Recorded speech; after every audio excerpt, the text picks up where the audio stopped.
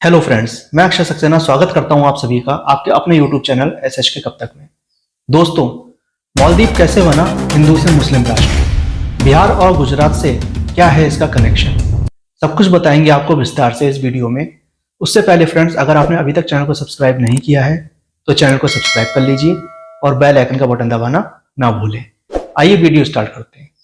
दोस्तों, चीन के इशारे पर भारत के खिलाफ इन दिनों जहर उगल रहा मालदीव अपने इतिहास और अपने बुरे दिनों को भूल रहा है। जब भी मदद की दरकार हुई है, भारत ने सबसे पहले इस छोटे से द्वीपीय देश की मदद की है। मालदीव हिंद महासागर में बसा एशिया का सबसे छोटा देश है।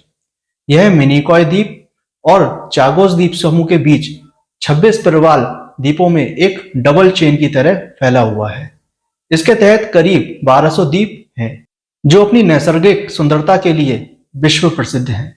यहाँ की संस्कृति दक्षिण भारत और श्रीलंका से निकटता के कारण प्रभावित है। दोस्तों, अब हम आपको बताएंगे कि कब बसी पहली बस्ती। दोस्तों, मालदीव की पहली बस्ती संभवतः ईसा पूर्व 5वीं शताब्दी से पहले बसी थी। यह ऐतिहासिक साक्ष्यों के साथ साथ किंवदंतियों पर आधारित है। मालदीव के ऐतिहासिक युगों का वर्णन विभिन्न पुरातत्व साक्ष्यों और ग्रंथों में किया गया है। हालांकि यह भी व्यापक रूप से समझा और स्वीकार किया जाता रहा है कि मालदीव के इतिहास न सिर्फ खंड खंड में बटे हैं, बल्कि आज तक मायावी बने हुए हैं। दोस्तों, अब मैं आपको बताऊंगा कि क्या है गुजरात कनेक्शन। हालांकि इस बात पर पुरातत्वविदों और इतिहासकारों में एक राय है कि मालदीव में बसने वाले पहले निवासी मुस्लिम नहीं थे। उनके मुताबिक मालदीव में सबसे पहले आकर बसने वालों में संभवतः गुजराती भारतीय थे, जो लगभग 500 ईसा पूर्व पहले श्रीलंका पहुंचे और फिर वहां से मालदीव आकर बस गए। दोस्तों, महावंश अभिलेख, जो अनुराधापुरा के महासेना के काल तक श्रीलंका का एक ऐतिहासिक इतिहास है, उसमें श्रीलंका से मालदीव में प्रवास करने वाले लोगों का विवरण दिया गया है।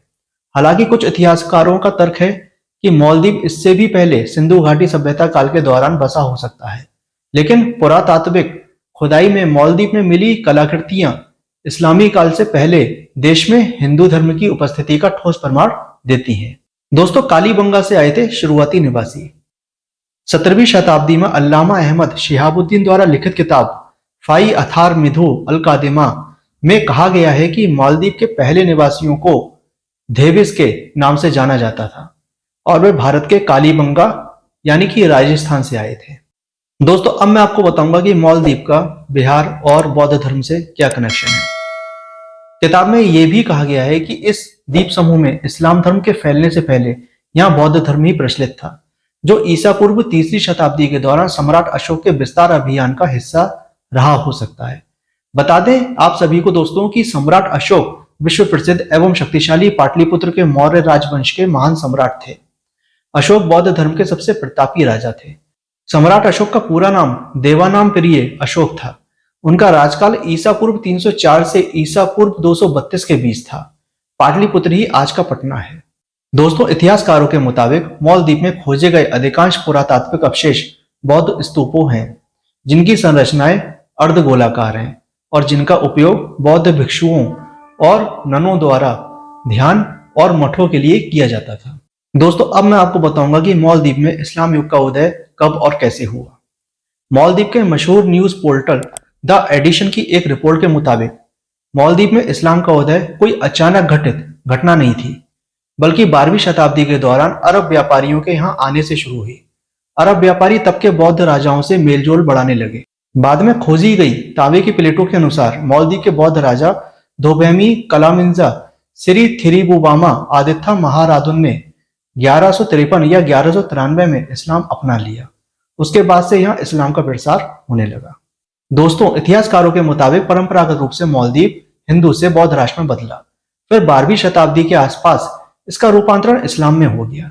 इतिहासकारों ने इसका श्रेय अबू अल बराकत यूसुफ अल बारबारी को दिया है। हालांकि यह सर्वस्वीकार्य नहीं है। कुछ लोग मालदीव के इस्लामीकरण का श्रेय मोरक्को से आए बारबरी को देते हैं। दोस्तों, उत्तरी अफ्रीकी यात्री इब्न बतूता द्वारा सुनाई गई कहानियों के मुताबिक बारबरी मालदीव के द्वीपों में इस्लाम फैलाने के लिए जिम्मेदार था, जिसने स्थानीय राजा रन्ना मारी को अपने अधीन कर लिया था। मालदीव की लोक कथाओं में राजा रन्ना को एक राक्षस बताया गया है, जिसके बारे में कहा जाता है कि वह समुद्र से आया था। दोस्तों, ऐतिहासिक विवरण स्पष्ट न होने के बावजूद भी यह तथ्य प्रमाणित है कि मालदीव 12वीं शताब्दी के बाद से एक मुस्लिम राष्ट्र रहा है। तो दोस्तों, यह है मालदीव का इतिहास।